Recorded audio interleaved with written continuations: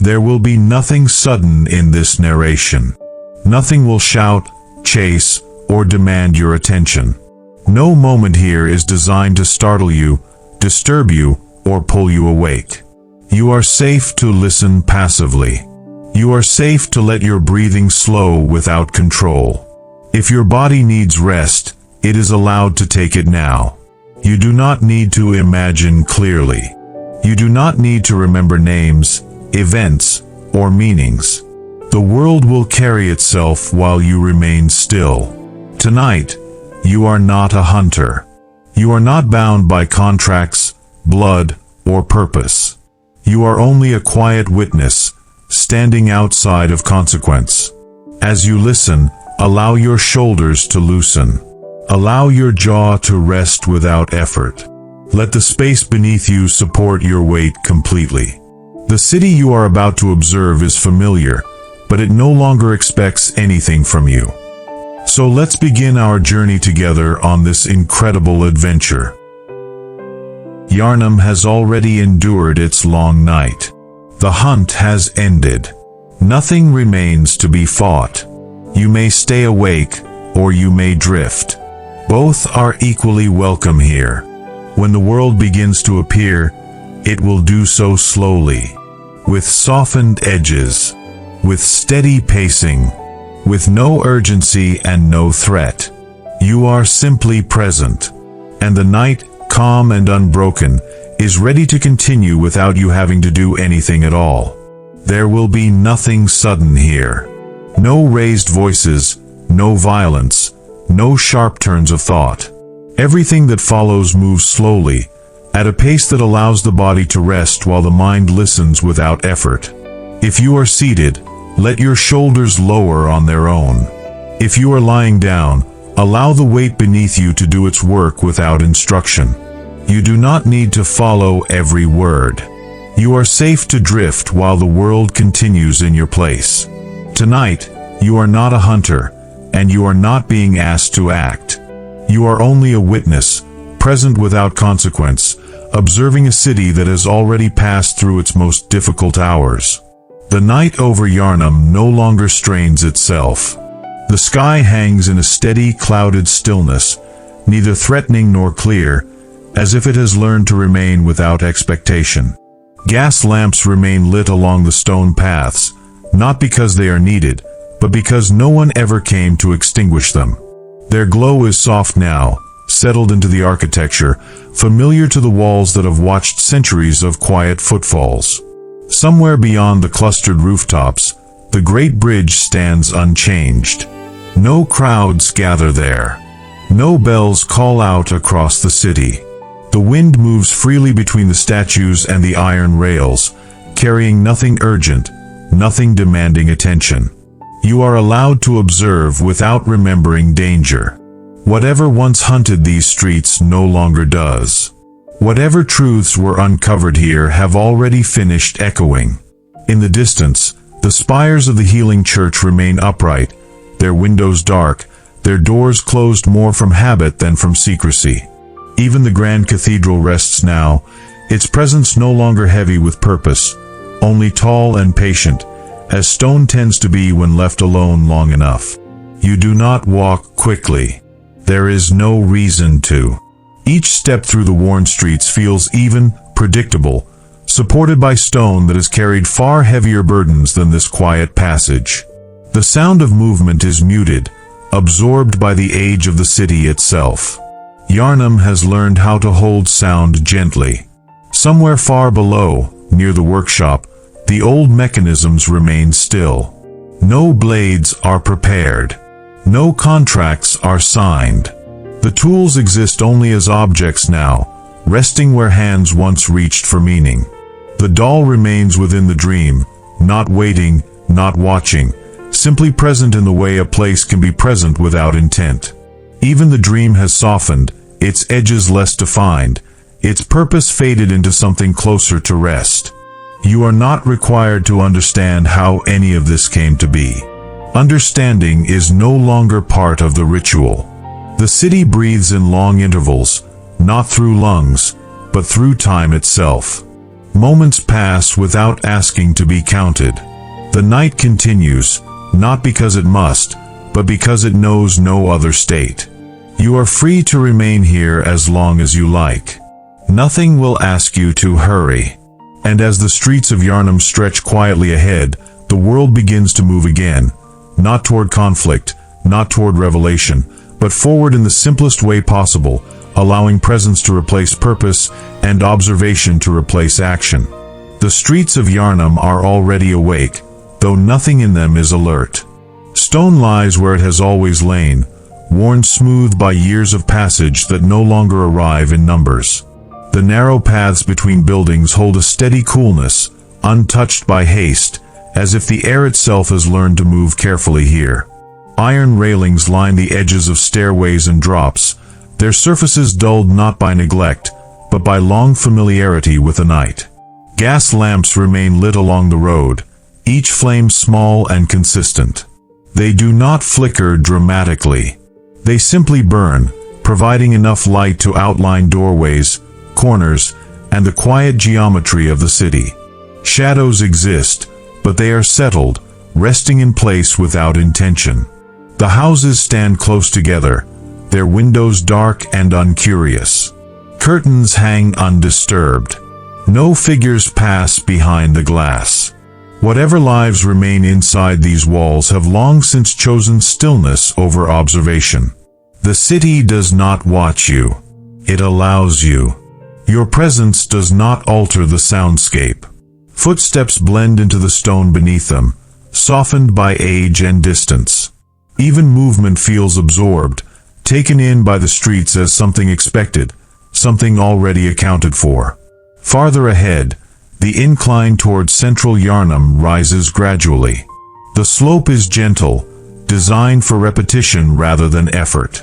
Carved details along the walls suggest a time when ornamentation mattered deeply, though now those details serve no message. They exist as texture, as evidence of hands that once worked without imagining an end. Somewhere beyond the clustered rooftops, the great bridge stretches across open space. From here, it is only partially visible, its arches outlined faintly against the night sky. It does not call attention to itself. It waits in the same way everything here waits, without impatience. The air carries no scent of urgency.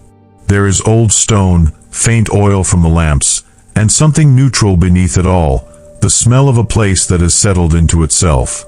Breathing feels easy here, unremarkable, unchallenged. As you continue forward, the city offers no signs, no guidance. Direction exists only through continuation. One street becomes another. One stairway leads into the next landing. The logic of Yharnam reveals itself not through explanation, but through allowance. In the distance, the upper spires of the healing church rise above the surrounding structures. Their height is noticeable, but not imposing. The buildings do not loom. They stand, balanced and complete, long past the moment when height implied authority. Nothing asks to be remembered. Nothing asks to be forgotten. The night remains steady as you move deeper into it, and Yharnam, unchanged and unexpected, continues to offer its quiet paths without commentary, allowing the world to exist around you exactly as it is. Movement begins without ceremony. The street does not announce its direction, but your body follows it naturally, guided by the subtle curve of stone and the patient alignment of buildings that have shaped passage for generations. Each step carries forward not as a decision, but as an extension of what was already in motion. Yharnam does not require intention in order to be crossed. It accepts presence and converts it quietly into distance. The incline levels out, and the ground beneath your feet changes texture almost imperceptibly. The stone here has been replaced in places, not recently, but at different times by different hands, with slightly different priorities. Some slabs are smoother, others hold shallow grooves where countless souls once passed with purpose that no longer exists. The variation does not disrupt the rhythm of walking. It simply registers as information, then dissolves. Along the edges of the street, remnants of past use remain embedded in the architecture. Hooks fixed into walls, iron rings near door frames, narrow alcoves that once held objects meant to be reached for quickly. None of these are used now. They do not feel abandoned. They feel complete in their disuse, as if their relevance was fulfilled fully enough to allow rest. As the path narrows, buildings lean closer together, their upper levels nearly touching in places, forming corridors of stone and shadow that stretch ahead without emphasis. The lamps continue here, though spaced farther apart, their light overlapping just enough to prevent darkness from becoming dominant. There is no sense of concealment. The shadows do not hide anything. They simply occupy space where light does not insist on being. Your pace remains even. Nothing interferes with it. At intervals, stairways branch off from the main street, descending into lower quarters or rising toward elevated walkways that trace the city's vertical complexity. These routes are not marked. They exist as options without instruction. The city does not guide. It permits. You continue forward. Some distance ahead, the sound of your movement changes again, softened further as the street widens slightly and the stonework becomes more uniform. This area was designed for repetition, for the steady passage of many bodies moving in the same direction over long periods of time. The scale of the space suggests that once, this route mattered. Now it functions without memory of its importance. To one side, an open square appears, modest in size, its center occupied by a structure that no longer serves an identifiable role. It might once have been a place of gathering, or of instruction, or of ritual that required proximity rather than isolation. Whatever it was, it has been reduced to form alone. Its surfaces are intact, its edges clean, its presence neutral. You do not stop there. Passing the square, the city begins to reveal subtle elevation changes again. The ground rises in long, gradual arcs rather than sharp steps.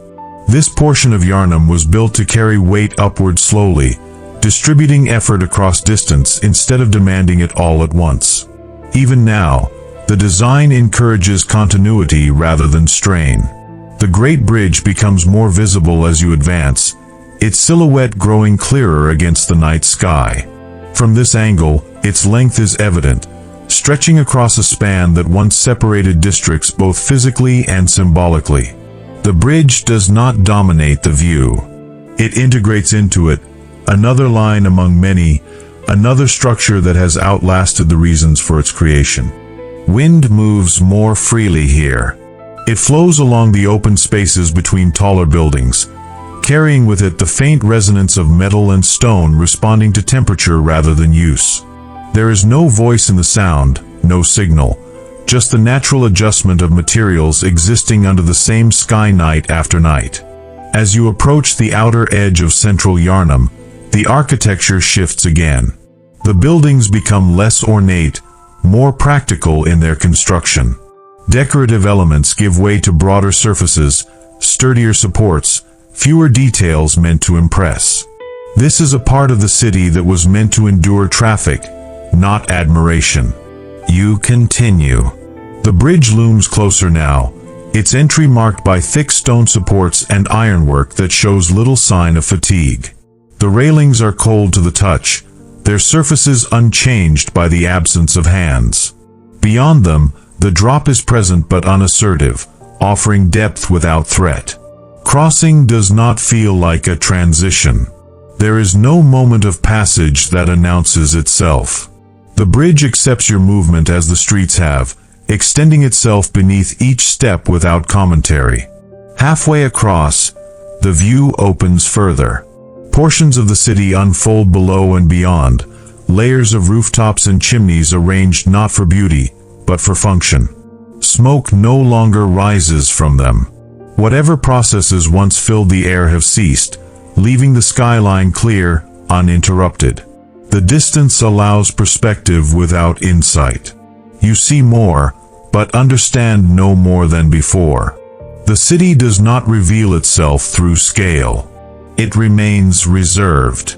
On the far side of the bridge, the path descends gently, guiding you into another stretch of stone-lined passage where the light shifts subtly, the lamps spaced differently, their glow interacting with surfaces at new angles. This part of Yharnam feels neither older nor newer. It feels adjacent, as if the city were composed not of eras, but of simultaneous states. Somewhere below, the workshop exists, unseen but implied by the arrangement of streets and the quiet gravity of the land itself. You do not approach it yet.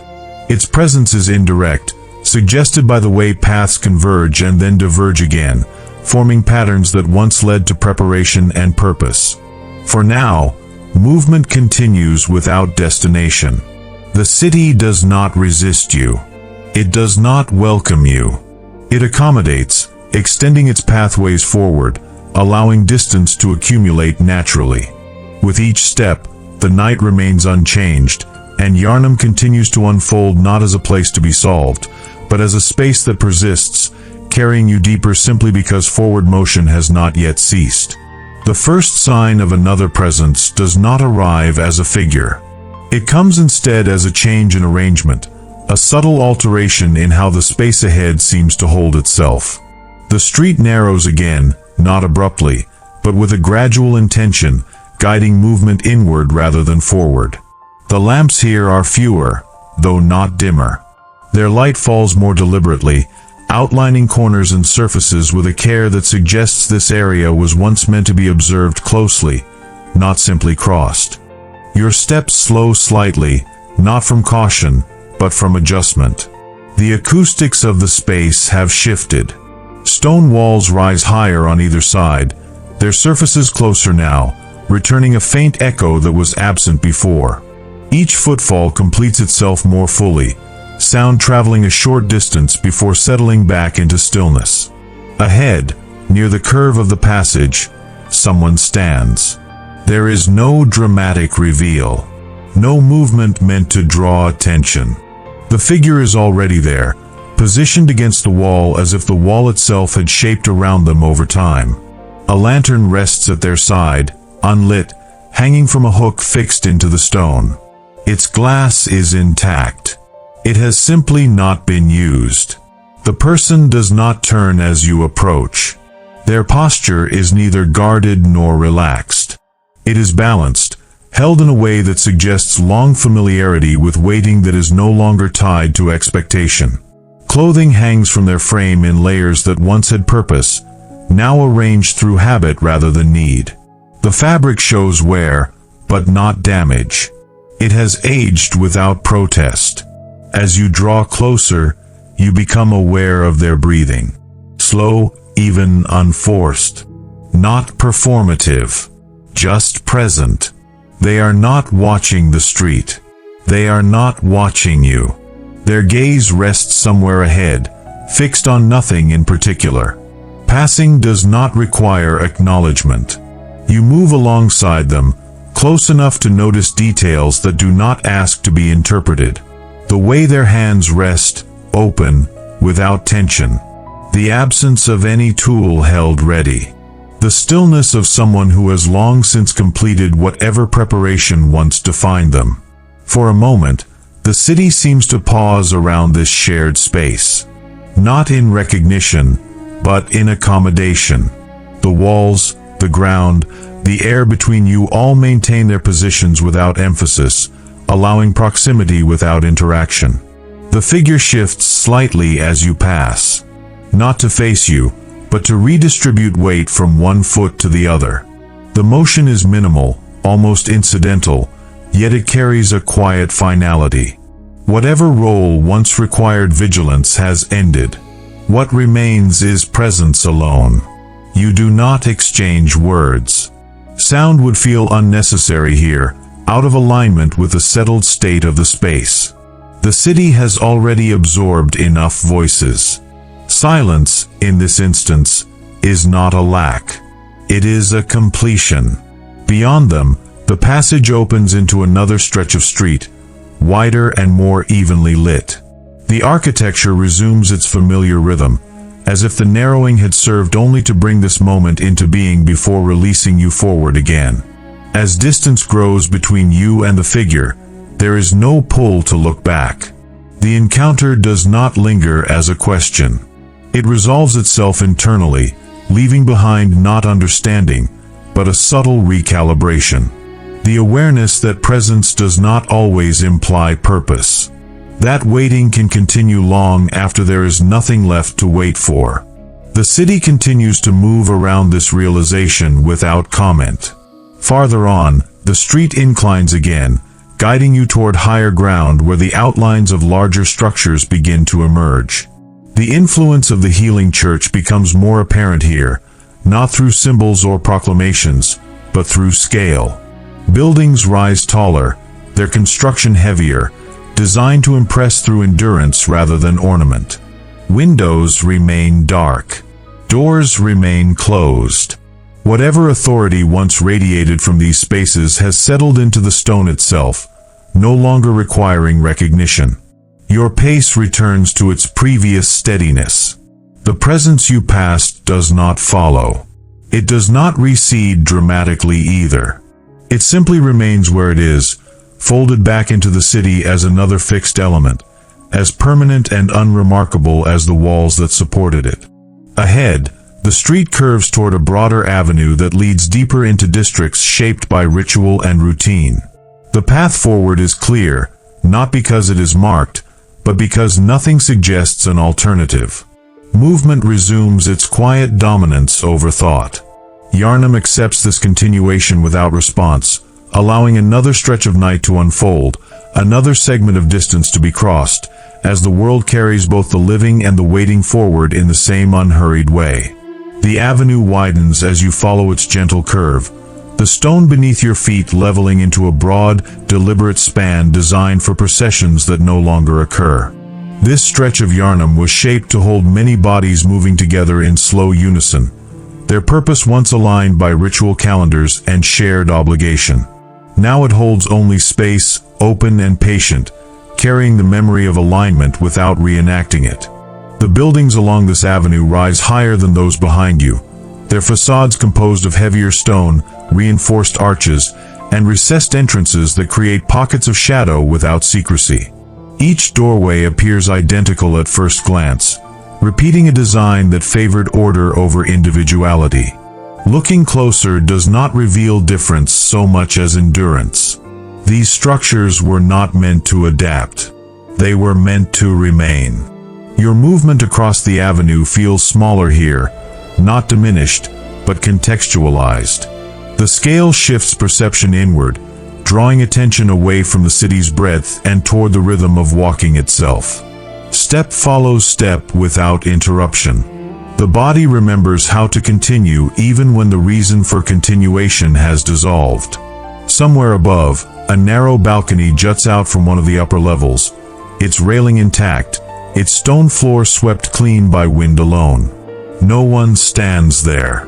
No one ever interrupts the view. The balcony exists only as an extension of architecture, no longer a place for observation, but for balance.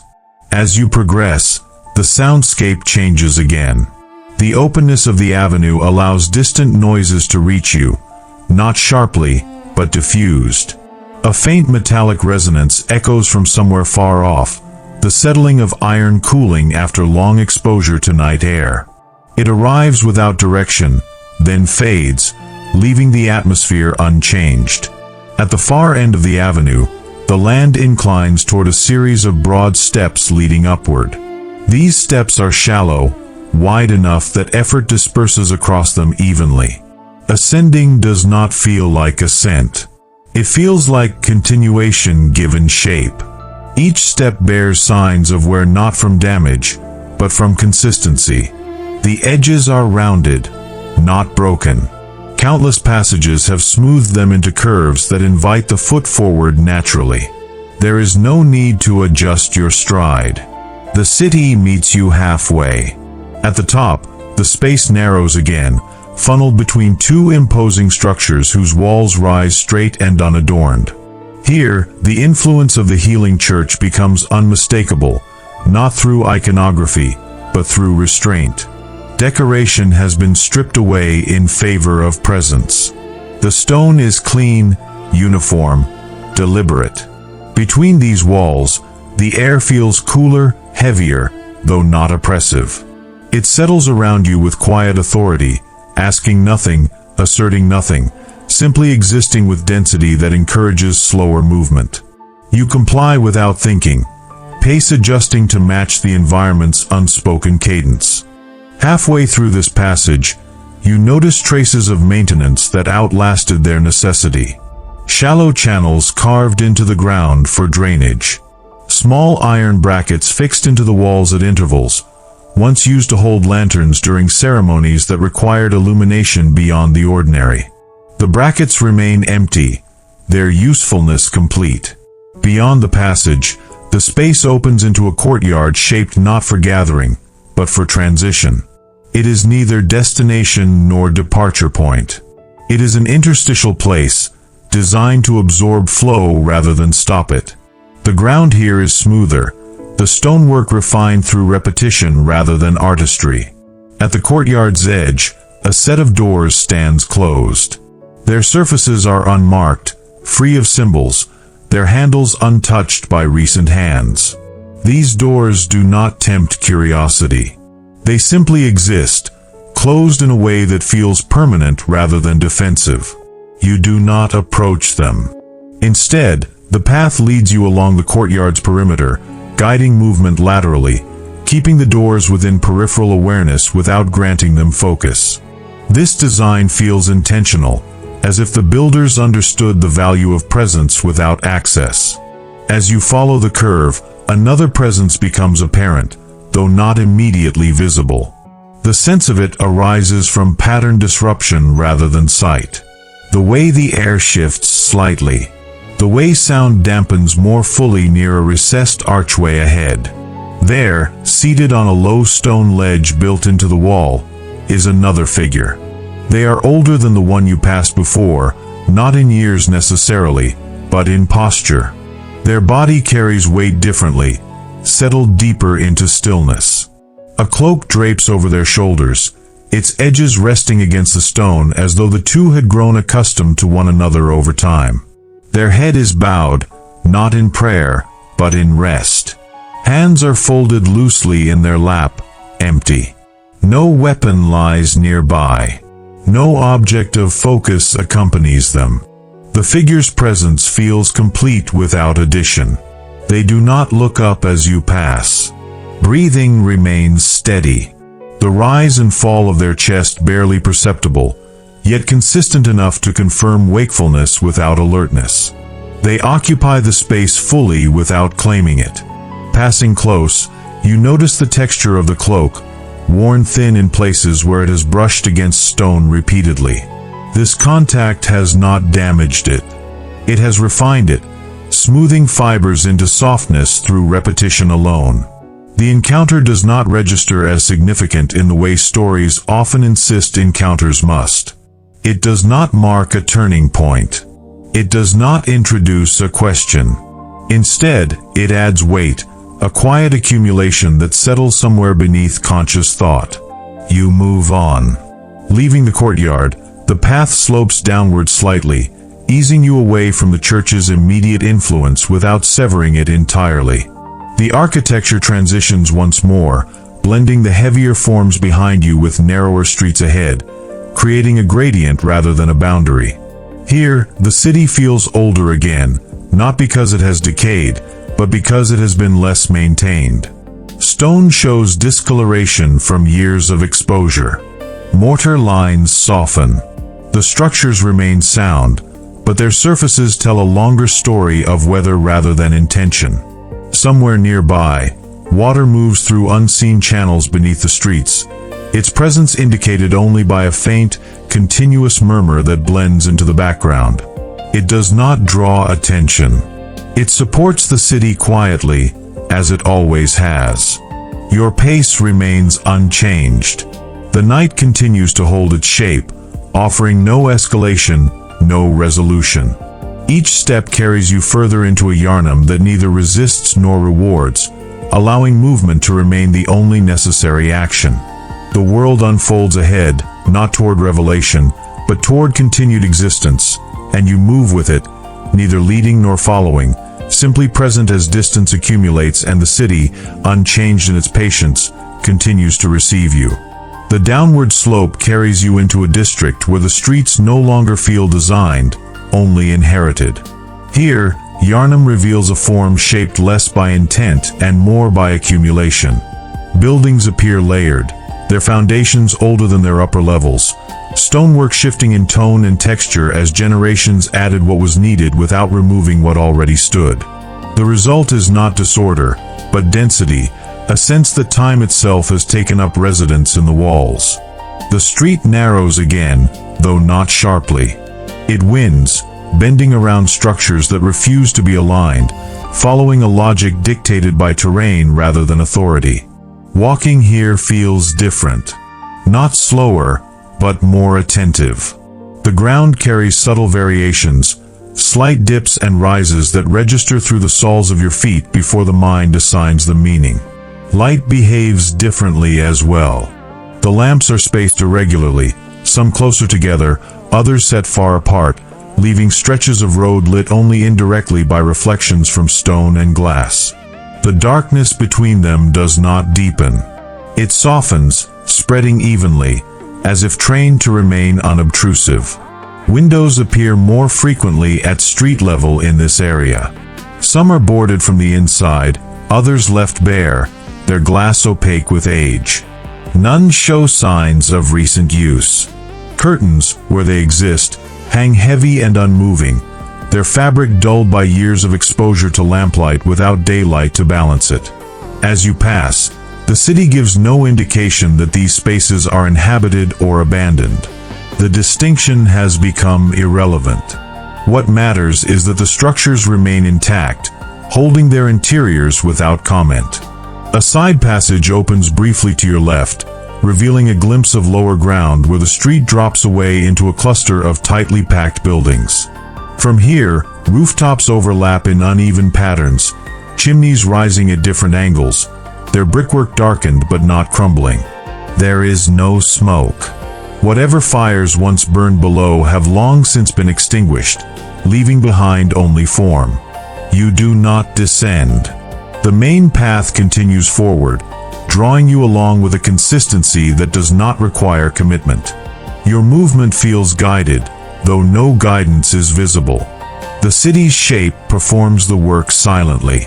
At a bend in the street, you encounter another trace of life, though not a person. A cart rests against the wall, its wooden frame intact, its wheels aligned carefully as if placed with intention rather than abandoned. The handles are worn smooth, evidence of repeated use over time. The cart holds nothing now. It does not need to. Nearby, a door stands ajar just enough to suggest it was left that way deliberately. The interior beyond is dark, unreadable, but not foreboding. The opening does not invite entry. It merely confirms that at some point, someone passed through and did not feel the need to close it behind them. You continue. The sound of water grows slightly more pronounced as the street curves again, though its source remains hidden. It is not the sound of rushing or overflow. It is controlled, measured, the kind of movement engineered to persist quietly beneath the city without interruption. Yharnam depends on systems that do not announce themselves. As you move deeper, the presence of the healing church recedes further, not through distance alone, but through absence of influence. The architecture here does not aspire upward. It spreads outward, low and compact, prioritizing enclosure over dominance. The stone feels warmer under lamplight, its surfaces less severe. In this district, the city feels closer to the ground. A figure appears ahead, moving slowly across the street before disappearing into a narrow gap between buildings. The sight is brief, unremarkable. There is no urgency in their pace, no attempt to avoid being seen. They cross, they vanish, and the street resumes its stillness without adjustment. The encounter does not linger. It leaves no question behind. Your own movement continues uninterrupted, carried forward by the street's gentle insistence. Each step feels quieter here, absorbed by the density of space. Sound does not travel far. It completes itself quickly, settling back into the ambient hush. The path opens into a modest square, smaller than the one you passed earlier, its boundaries defined by buildings that lean inward slightly, as if sharing the responsibility of containment. At its center stands a low structure, circular in shape, its surface worn smooth. It might once have held water, or offerings, or nothing at all. Now it holds only space. You pass along the edge of the square without entering it fully. The design allows this, offering multiple routes that neither converge nor diverge decisively. Movement remains optional, though forward motion continues to present itself as the simplest choice. Beyond the square, the street straightens, leading into a corridor of stone where the lamps grow more consistent again. This area feels transitional, not between districts, but between states of attention. The city does not shift abruptly. It modulates. The sound of your breathing becomes noticeable here, not because it changes, but because the environment grows quiet enough to allow it presence. It blends into the night easily, another steady rhythm among many. As you walk, you begin to sense the weight of the city not as burden, but as continuity. Yharnam does not press down. It holds. It carries its own history without asking you to bear it. The workshop lies somewhere below and behind you now, its influence fading into implication rather than proximity. Tools remain unused. Mechanisms rest. The idea of preparation no longer applies. Ahead, the street begins a slow ascent once more, rising toward areas shaped by different priorities, where stone grows heavier and space more controlled. You do not see what waits there yet. The path does not reveal itself prematurely. For now, the night remains even. The city continues to offer its surfaces, its passages, its quiet persistence. And you move with it, step after step, not seeking an end, not avoiding one, simply allowing distance to form as Yharnam, unchanged in its restraint, continues to exist around you. The ascent begins so gradually that it barely registers as a change. The street lifts itself beneath your feet in a way that feels earned, shaped by long use rather than deliberate design. Each segment of stone rises a fraction higher than the last, enough to guide the body forward without demanding effort. The city understands momentum. It does not interrupt it. It redirects it gently, allowing movement to continue while the surroundings shift almost without notice. As elevation increases, the air cools again, not sharply, but with a clarity that suggests distance from enclosed systems below. The faint murmur of water recedes, replaced by a broader stillness that carries sound farther than before. Your footsteps echo slightly now, not loudly, but with enough presence to remind you of space expanding around you. The buildings thin out as the path climbs. Structures stand farther apart, separated by narrow gaps that reveal slivers of night sky overhead. These spaces are not meant for passage. They exist to let the city breathe, to release pressure accumulated below. Wind moves through them freely, brushing against stone and fabric with no resistance. Here, the architecture grows more intentional again. Walls straighten, corners sharpen. Materials appear more uniform, chosen less for availability and more for durability. This is not a return to authority, but to control. A section of Yharnam built to maintain shape over time, even as purpose eroded. Along the right side of the street, a series of low steps leads up to a raised walkway that runs parallel to the road. The walkway is empty, its stone surface smooth and unbroken. Iron posts line its edge at regular intervals, once used to hold chains or lamps or banners that are no longer present. The posts remain because removal was unnecessary. You stay at street level.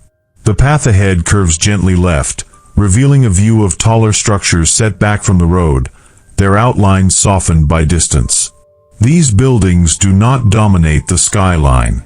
They occupy it quietly, contributing mass without spectacle. Their windows are narrow, placed high, designed for light rather than observation. As you approach, the sound of your movement shifts again. The stone here is newer, less worn, its surface returning sound more cleanly. Each step completes itself with a subtle firmness, grounding the body more distinctly in the present moment. The change does not heighten awareness. It stabilizes it.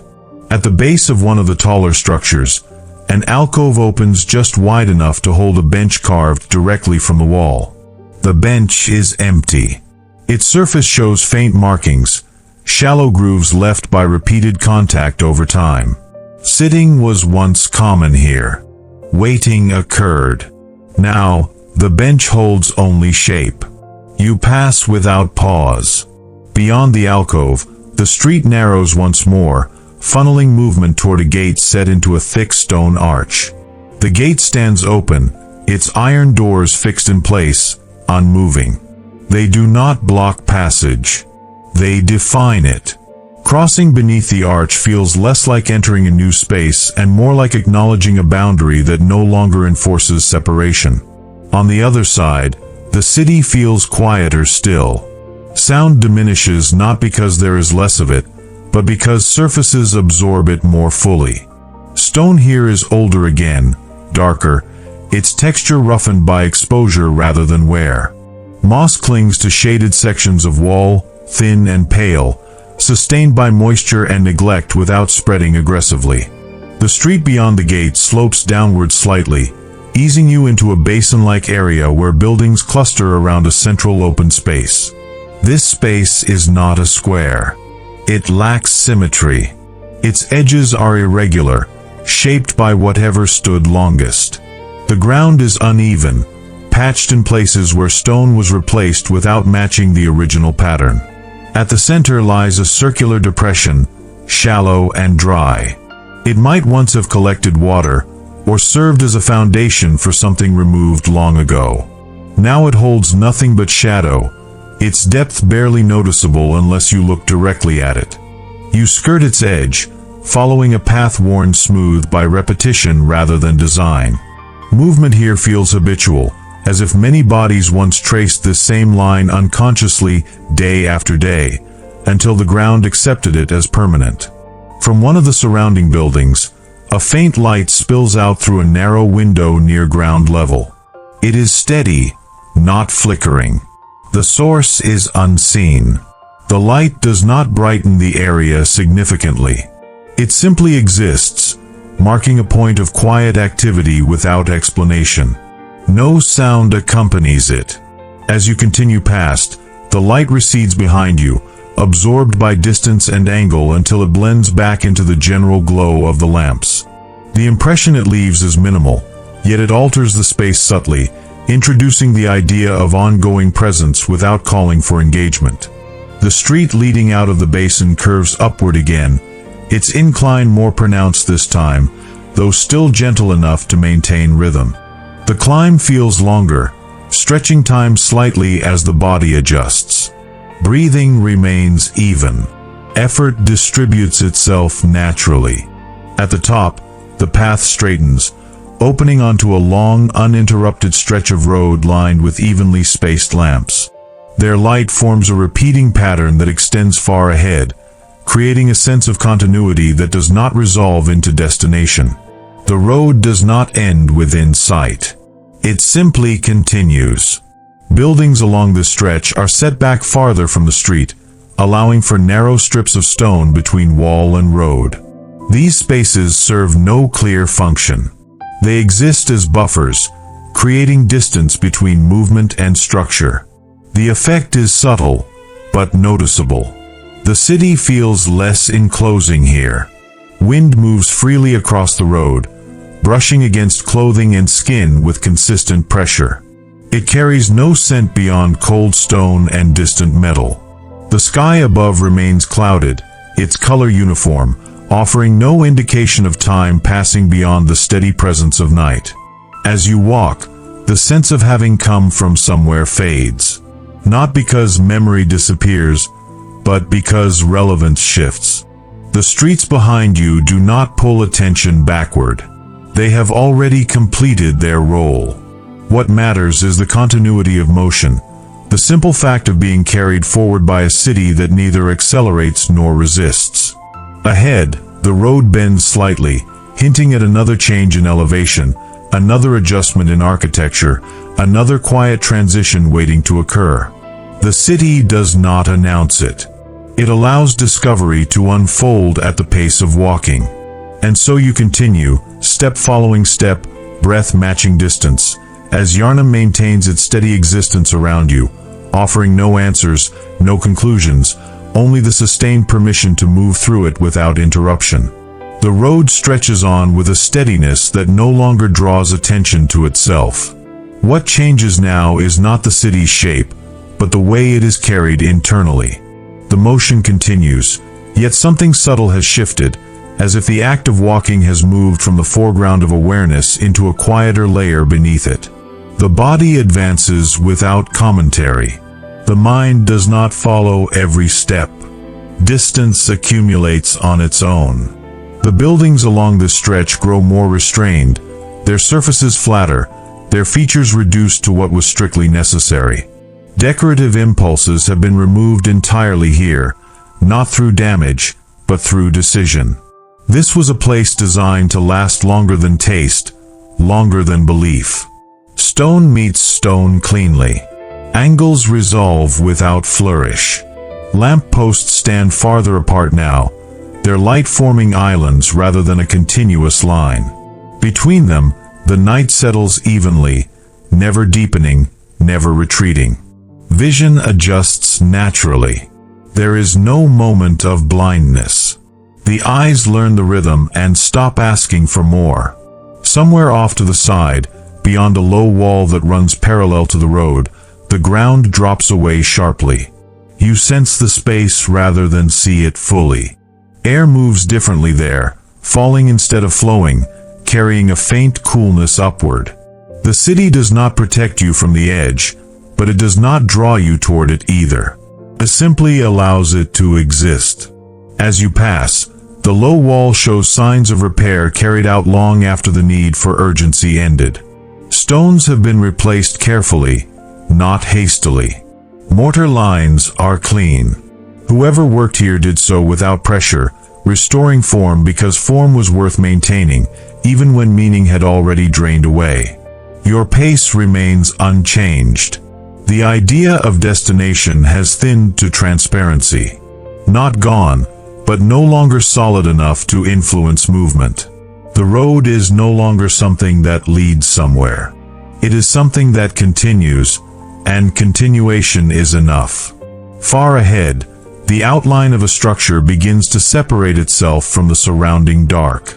Not through height alone, but through mass. It occupies space differently, grounding the air around it. The closer you draw, the more apparent it becomes that this building was never meant to be approached quickly.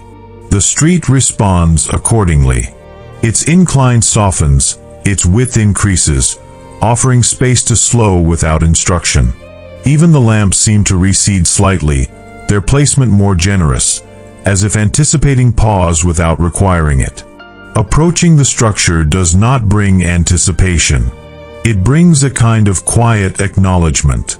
This place has been here for a long time. It will remain.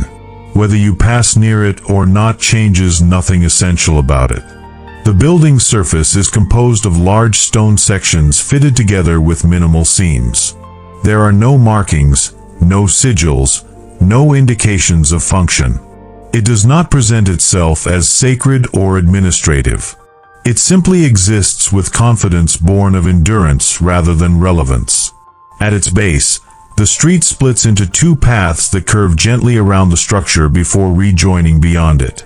Neither path is more worn than the other. There is no sign indicating preference.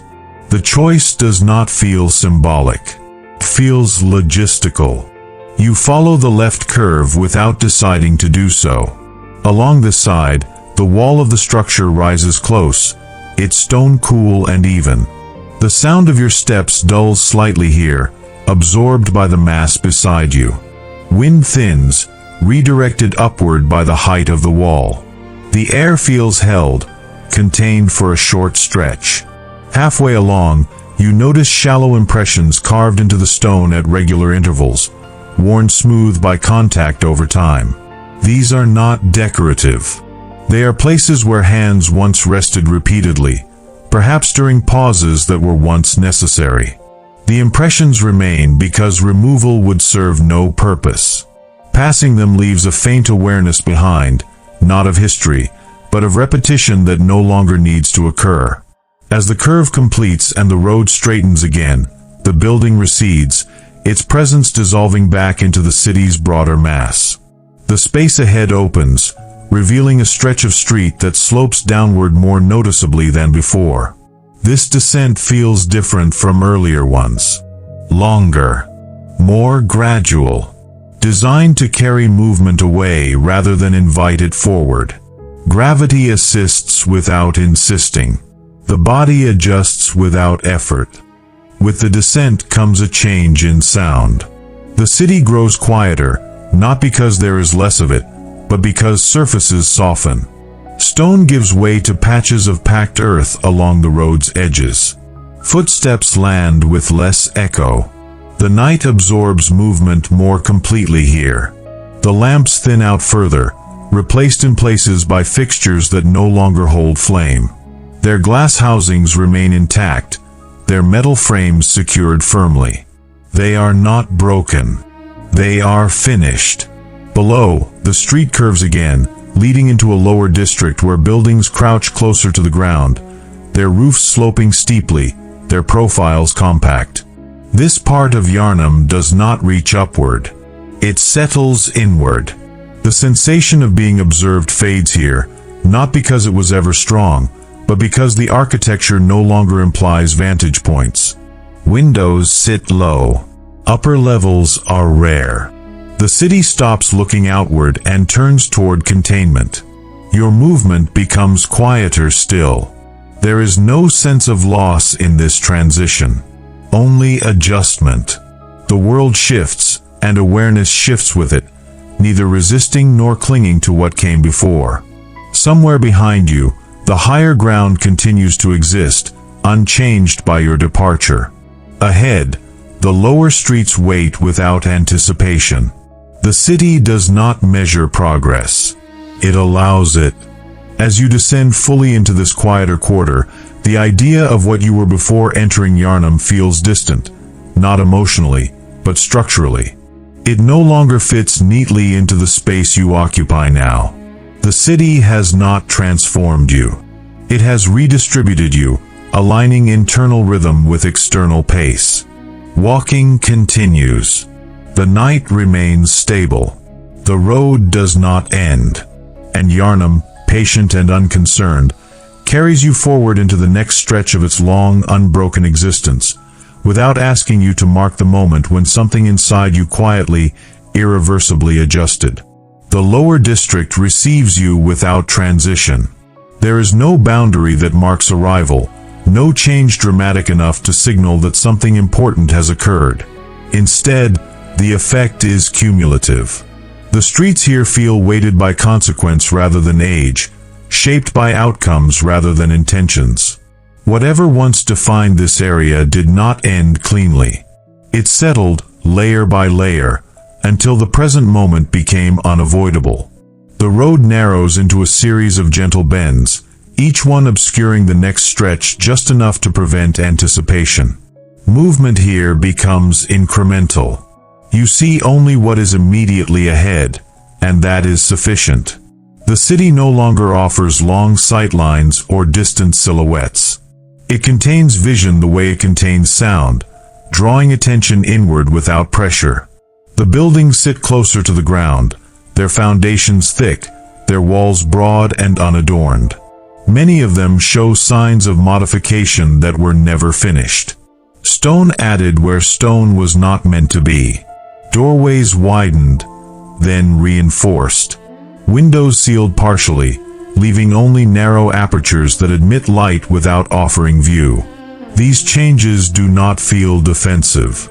They feel responsive, as though the city adapted slowly to something that unfolded over time rather than all at once. As you pass, you notice markings etched into the stone at irregular intervals. Not symbols, not writing. Simple lines, shallow and repeated, placed at heights consistent with hands brushing against walls during passage. These marks are not intentional records. They are residue, left behind by movement repeated often enough to shape matter. The street dips slightly, collecting moisture that reflects lamplight in dull, uneven patches. The ground here is darker, its surface textured by years of use under varying conditions. Each step lands with a muted sound, absorbed by earth beneath stone, by layers built up over time without removal. Ahead, a structure rises that does not match the surrounding architecture. Its proportions are wrong for this district, its stone too uniform, its edges too clean. It stands slightly apart from the others, not isolated, but distinct enough to be noticed without demanding focus. As you approach, it becomes clear that this building was not originally meant to be here. It carries the imprint of a different intention, one that was imposed rather than grown. The walls are thick, reinforced beyond necessity. Openings are minimal, placed high, offering light without access. The design speaks of containment rather than habitation. This place once mattered. Not in the abstract sense of importance, but in consequence. Something that occurred here altered the shape of what followed, not just locally, but across the surrounding streets. The city adjusted itself around the structure, redirecting paths, redistributing flow, accepting its presence as something that could not be undone. You do not feel drawn to it. You feel aware of it. Passing along its edge, the air grows cooler, denser. Sound thins. Even your breathing seems quieter here, not because it changes, but because the environment receives it differently. The space feels practiced at holding things without releasing them. Along the base of the wall, you notice a series of sealed openings. Doorways filled with stone rather than bricked over hastily. The work was done carefully, deliberately, long after whatever necessity prompted it had passed. Someone returned here to close what no longer needed to be open. The street curves away from the structure, and with that movement comes release. The air loosens slightly. Sound resumes its previous texture. The city exhales without emphasis. Beyond, the district opens into a broader area where buildings form a loose ring around a central stretch of uneven ground. This space is not maintained. It is not neglected either. It exists in a state of equilibrium, altered enough to be noticed, stable enough to persist. The ground here shows signs of repeated disturbance. Not destruction, but impact. Stone has been replaced in patches that do not match, their edges fitting imperfectly into the older surface. These repairs were functional, not aesthetic. They addressed effect, not cause. Standing at the edge of the space, you sense the accumulation of outcomes rather than events. Whatever happened did not end with a single moment. It propagated. It required response, then response to response, until the area settled into its current configuration. You move through without stopping. On the far side, the street resumes its narrower form, guiding you between buildings whose walls lean slightly inward, as if bearing weight that is no longer present. The lean is subtle, consistent across multiple structures, suggesting a shift that occurred long ago and was accommodated rather than corrected. Here, the lamps are fewer still. Light pools where it falls, leaving stretches of street illuminated indirectly. Vision adapts without strain. The night does not thicken. It evens out. A figure appears ahead, standing near a doorway recessed deeply into the stone. They are not positioned to block the path. They do not acknowledge your approach. Their presence feels incidental, yet tied to the space in a way that cannot be separated. As you draw closer, you see that they are engaged in a small, repetitive action. Their hands move slowly, methodically, cleaning a surface that does not appear dirty.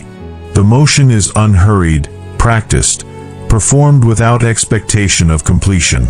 This action is not symbolic. It is residual. They clean because cleaning once mattered here, and the habit remains. The reason has dissolved, but the motion continues, carried forward by memory that no longer knows its origin. You pass without interaction. The sound of their movement fades quickly, absorbed by the stone around you. The doorway remains recessed, the surface marginally clearer than before, though no one will likely notice the difference. As you continue, the sense of consequence lingers, not as weight, but as orientation. You are moving through results, not causes. The city has already absorbed what occurred. What remains is arrangement. The street ahead begins to incline again, drawing you upward out of the lower district without marking departure. The architecture responds gradually, stone growing more uniform, walls straighter, maintenance more evident. Behind you, the district continues unchanged, its outcomes complete, its adjustments finished. Ahead, the city resumes its steady modulation, carrying forward what remains without revisiting what has already resolved into form. Walking continues. Yharnam does not explain itself. It demonstrates, quietly, how consequence becomes environment, and how environment persists long after the reasons for its shape have ceased to require attention. Movement does not slow when the incline eases. Instead, it becomes less noticeable, as if the act of continuing has finally detached itself from any remaining sense of progression. You are no longer moving towards something. You are simply still in motion, and the city accommodates that state without resistance. This portion of Yharnam feels deliberately uneventful. The streets straighten, their curves reduced to mild adjustments rather than turns. Buildings align more consistently along the road, their distances measured, their heights moderated. Nothing here draws attention. Nothing interrupts the rhythm that has been established. The city has entered a phase of persistence rather than development. Lamp posts continue at regular intervals, their light even, unremarkable. There is no visual emphasis, no architectural punctuation meant to signal importance. The glow they cast does not guide or warn. It maintains visibility and nothing more. Your steps fall into a cadence that no longer registers consciously. The body carries itself forward while awareness drifts slightly, not away, but inward, settling into the background layer where repetition becomes comfort without becoming monotony. Along the sides of the street, small details appear and pass without demanding interpretation. A section of wall reinforced where stone once cracked. A window repaired with a pane that does not quite match the others nearby. A drain cleared and maintained long after the urgency of flooding ended. These are not signs of renewal. They are signs of continuation.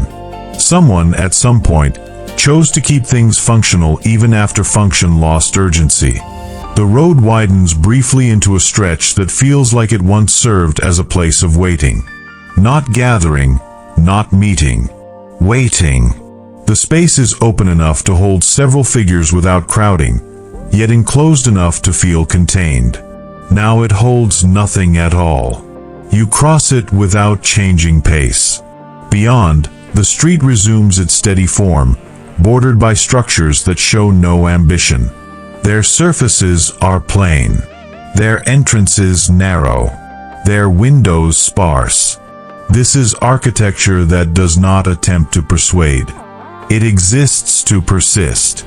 Sound remains minimal. The city does not echo here. It absorbs. Even distant noises arrive softened, stripped of edges, blending quickly into the ambient hush. The effect is not silence, but continuity. Nothing stands out long enough to interrupt internal stillness. A figure walks some distance ahead of you, moving in the same direction. Their pace matches yours closely enough that the distance between you remains constant. They do not turn. They do not hurry. They simply continue, another body moving because movement has not been exhausted as a concept.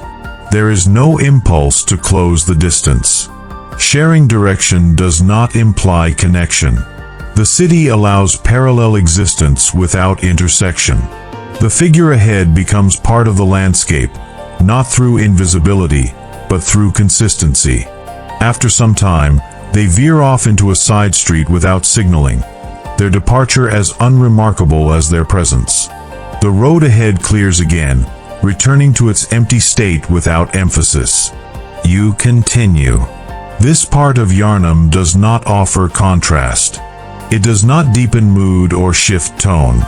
It maintains. The environment seems to understand that continuation itself can be stabilizing, that not every stretch of time needs distinction to justify its existence. The ground beneath your feet grows more uniform still, the stone fitted precisely, its surface level and predictable. This was a road meant to endure long use without change. It has succeeded. At intervals, narrow alleys branch off, their entrances visible but uninviting. They are not dark. They are simply narrow, offering routes that do not promise difference. You remain on the main road because it remains. As you walk, the sense of having already experienced much of the city does not translate into fatigue. Instead, it produces a quiet familiarity. The streets no longer need to be read. They are understood through repetition. Ahead, the road passes beneath another arch, lower and wider than those before. It does not mark entry or exit. It supports the structure above without symbolism. Passing beneath it feels incidental, another element integrated into the city's steady flow. On the other side, the environment remains unchanged. This is the city continuing because nothing has stopped it. There is no signal that suggests an ending nearby. No visual cue that implies culmination.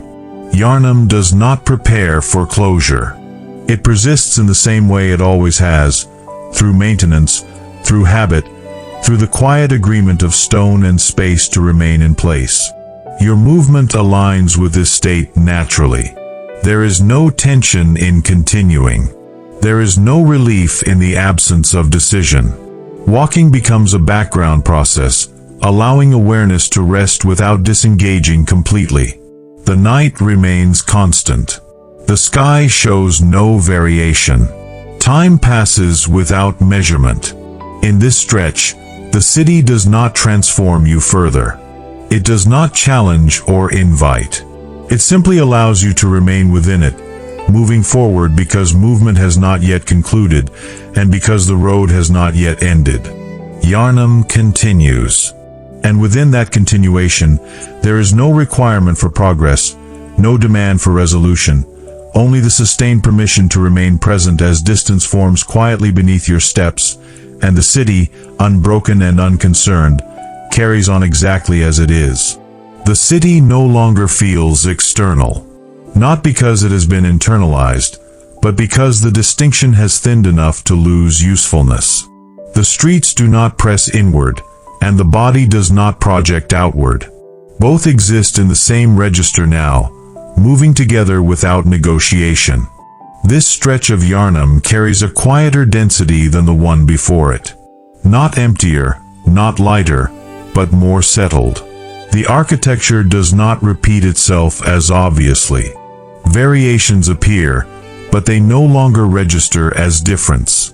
They pass as part of a continuous field, absorbed without evaluation. Walking here feels less like traversing space and more like remaining within a sustained moment that happens to have direction. The buildings along the road show signs of careful longevity. Repairs have been made in ways that respect the original form without trying to restore it fully. Cracks have been filled, not erased. Corners reinforced, not reshaped.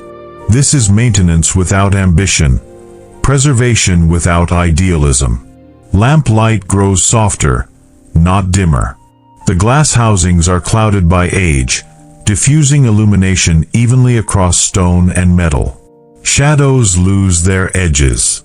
Everything appears slightly blended, as though the city itself has learned to reduce contrast over time. Your steps continue, but their sound feels distant now, not because it fades, but because attention no longer follows it closely. Movement has been delegated to the body. Awareness drifts into a broader state, attentive without focusing, present without selecting. Along the right side of the street, a long wall stretches uninterrupted, its surface marked by faint discolorations that suggest where objects once leaned repeatedly. Ladders, carts, perhaps people resting briefly before moving on. None of those objects remain.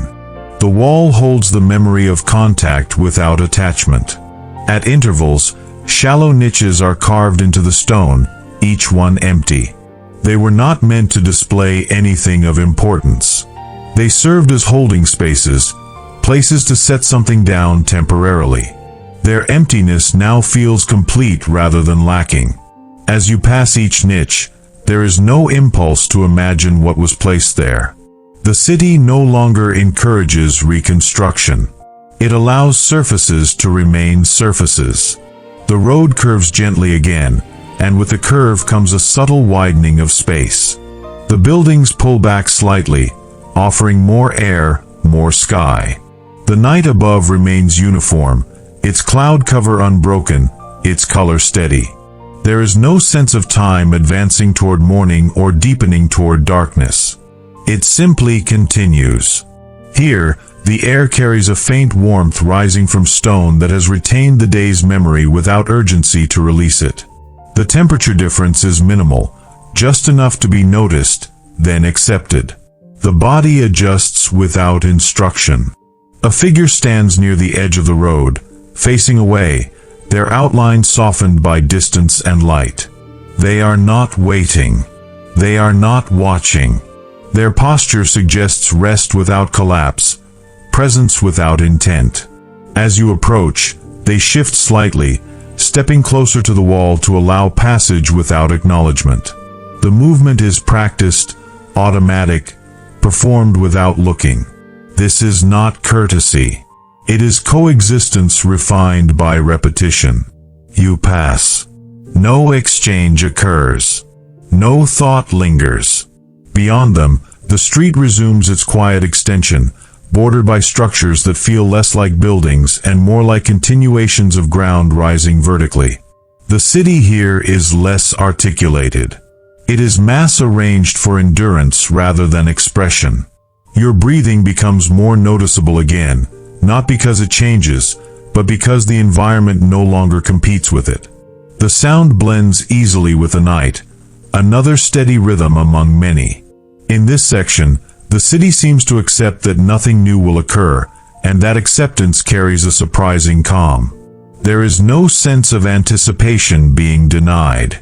There is only the absence of expectation. The ground beneath your feet grows subtly uneven again, not enough to disrupt pace, but enough to reintroduce tactile awareness. Small variations in stone height register briefly, then pass. Each step resolves itself fully before the next begins. This slow return of sensation does not sharpen focus. It grounds it. Farther along, the street passes near a low structure whose roof slopes downward almost to the road. Its design is practical, its surface darkened by age and weather. A narrow opening near its base reveals nothing beyond shadow. The structure does not draw attention. It fills space efficiently. You move past it without turning. The city does not challenge your continued presence. It does not test resolve or provoke reflection.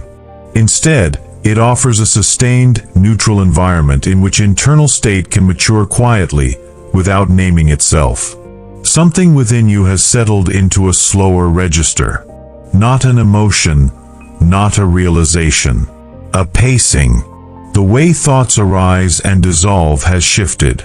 They no longer cluster or repeat. They appear, complete themselves, and pass on, leaving no residue that demands return.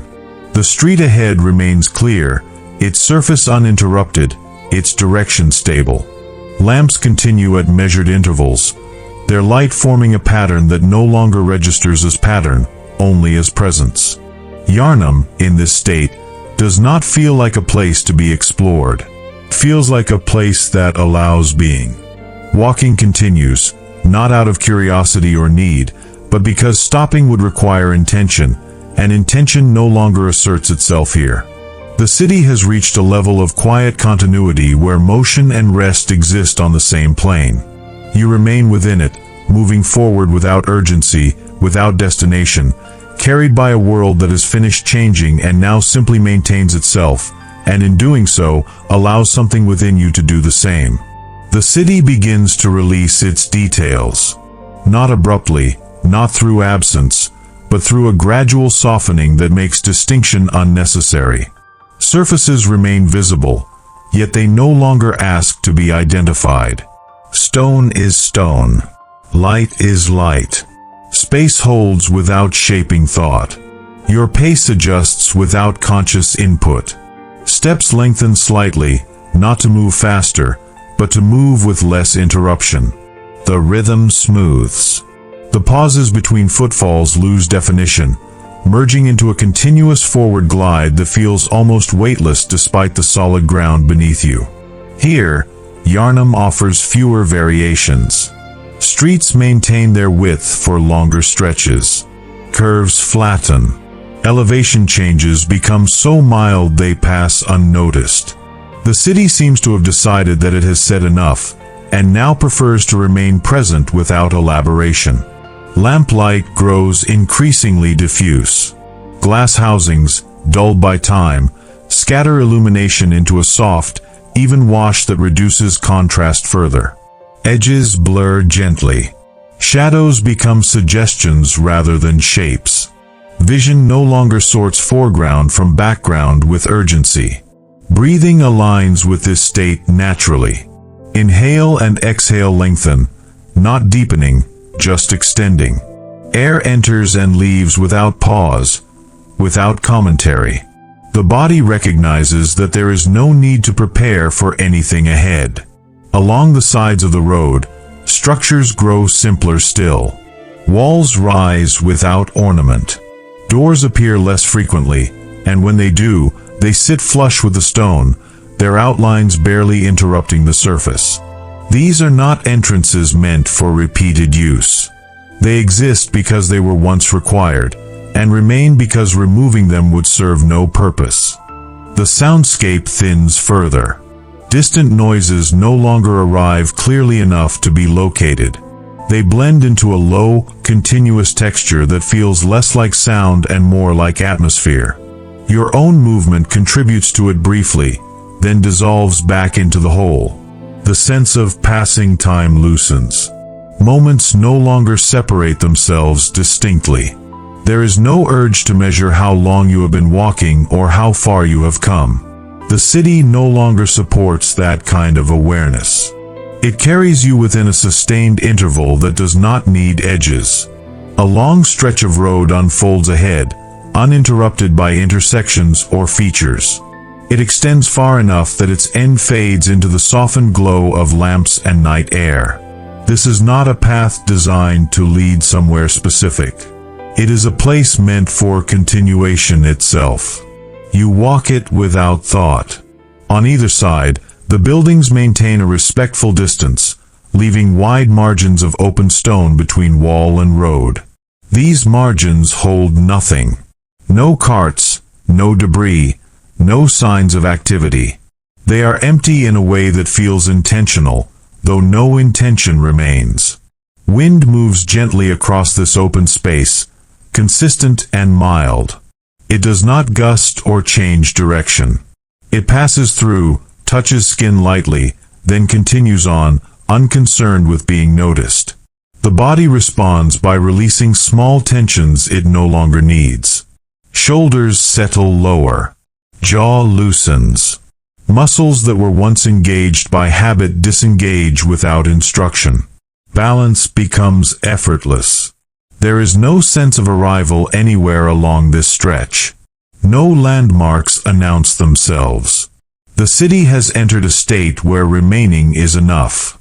Far behind you, the denser districts continue to exist, unchanged by your absence. Far ahead, the road continues beyond what can be seen, unchanged by your approach. The present moment stretches between them, self-sufficient. At some point, you notice that thought itself has slowed. Not stopped, just spaced differently. Ideas arise less frequently, and when they do, they complete themselves quickly, leaving no residue that invites return. There is no internal commentary tracking progress or interpreting sensation. Awareness rests in a broader field that includes everything without focusing on anything. The street's surface becomes smoother again, its stones fitted with greater precision. This is a place that has been maintained carefully over time, not to improve it, but to preserve its calm. Repairs here are invisible, integrated fully into the original form. Lamp posts stand farther apart now, their presence more symbolic than functional. Even without them, the night would remain navigable. Their light adds comfort rather than clarity. As you continue, the idea of direction itself becomes faint. Forward remains forward only because motion has not ceased. There is no pull, no push, no implied destination shaping the walk. The city does not encourage reflection here. It allows rest. Rest not as stopping, but as moving without effort, existing within a flow that does not demand attention or decision. This is Yharnam at its quietest, not asleep, not abandoned, but fully settled into itself. Your presence does not disturb this state. It integrates seamlessly. Walking continues as a background process, like breathing, like the slow movement of air through stone-lined corridors, like time passing without being counted. The night holds steady, and as the city maintains this long, gentle plateau of calm, the narrative of movement itself begins to thin, preparing, without signaling, for a gradual easing away from form, from detail, from the need to follow anything at all. The city no longer holds your attention directly, not because it has disappeared, but because it has stepped back, allowing space for something quieter to take its place. Yharnam remains present in the periphery, its streets and structures continuing exactly as they were, but they no longer insist on being followed moment by moment. They carry themselves now, without supervision. Walking continues, yet it feels increasingly symbolic rather than physical. The sensation of feet meeting stone remains, but it arrives muted, softened, as though filtered through layers of distance. The body still moves forward, but the movement has lost its narrative weight. It no longer advances a journey. It sustains a state. Lamplight grows sparse, not vanishing, but stretching thin across longer intervals. Darkness fills the gaps gently, never closing in, never pressing. Vision adapts fully now, no longer seeking clarity. Shapes blur into one another until the distinction between road, wall, and open space becomes intuitive rather than visual. The architecture begins to dissolve into mass. Buildings are still there, still upright and enduring, but their features fade from relevance. Doors, windows, edges, seams, all exist without requiring recognition. The city is no longer something to be read.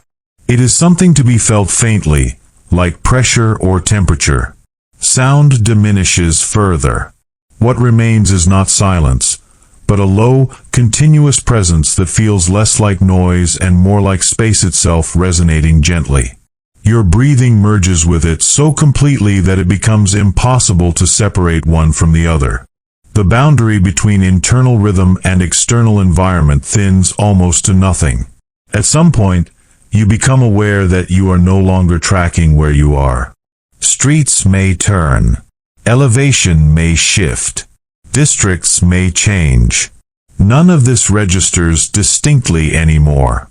Orientation loses importance when there is no destination to maintain alignment with. The city no longer tests awareness. It shelters it. The sensation of effort fades entirely. Muscles move because movement continues to exist, not because they are instructed. Balance holds itself. Posture remains upright without correction. The body has entered a state where it knows how to remain without guidance. Yharnam, now distant in function if not in presence, feels less like a location and more like a container. It holds night, holds stone, holds motion, and holds you within that arrangement without commentary. The idea of the hunt, of purpose, of cycles and endings, has no place here. Those concepts do not return. They do not need to be resolved. They have already been absorbed by time and redistributed into architecture, habit, and silence. What remains is continuity without tension. Forward movement slows further, not in speed, but in significance. Each step carries less narrative weight than the last, until stepping itself becomes indistinguishable from standing, and standing from resting. The night air feels even against the skin, neither cool nor warm enough to define itself. It exists at equilibrium, mirroring the internal state that has gradually emerged without announcement. There is no marker that says you are nearing an end. Instead, there is a gentle loosening, as if the world is preparing to carry on without being observed at all. The city does not recede dramatically. It simply grows quieter in relevance, confident in its ability to persist whether or not attention remains. Awareness begins to withdraw naturally, not away from the city, but inward, toward a place where sensation becomes softer and less specific. Thoughts, when they arise, do so faintly, then pass without forming structure. The road continues somewhere beneath this state, but it no longer matters where it goes. Yharnam remains intact, unchanged, unbroken, continuing its long existence under a steady night sky. You do not need to witness that continuation actively anymore. The world has demonstrated that it does not depend on being watched. What remains now is a gentle suspension, a space between motion and rest, a quiet allowance for attention to loosen completely, as the city holds its shape in the background, and the act of listening begins to drift toward something softer, slower, and ready to let go. You have reached the point where nothing more needs to be carried. The city no longer asks for your attention, and you do not need to offer it. Yharnam continues as it always has, its street steady, its stone unmoving, its night intact whether observed or not. There is nothing left here that requires you to follow, to understand, or to remember. If you are still walking, you may let that movement slow on its own. If you are already still, you do not need to adjust anything. Allow your breathing to remain natural, unmeasured. There is no rhythm to maintain, no pace to match. The body knows how to rest without instruction. The lamps of the city grow more distant now, not dimming, simply receding from relevance. Stone remains beneath where you last stood. The road continues without needing to be traced. You are no longer a witness required to observe. You are a listener who has done enough simply by being present. If your thoughts drift, let them drift. If they fade, let them fade. Nothing here will pull you back abruptly or ask you to stay alert. The world you've moved through is complete without your effort. It does not close behind you. It does not follow you forward. As the city settles fully into the background, you are free to settle as well. Should your eyes be closed, they may remain so. Should sleep come, it is welcome. There is nothing more to do tonight. Nothing more to hold. Nothing more to reach. Yharnam remains, quiet and enduring. And you may rest now, knowing the night will continue gently on its own. Thank you for staying until the end. If you enjoyed this story, please leave a comment, like, and share it. Your support is very important and helps us continue our work. Thank you for listening, and see you in the next story.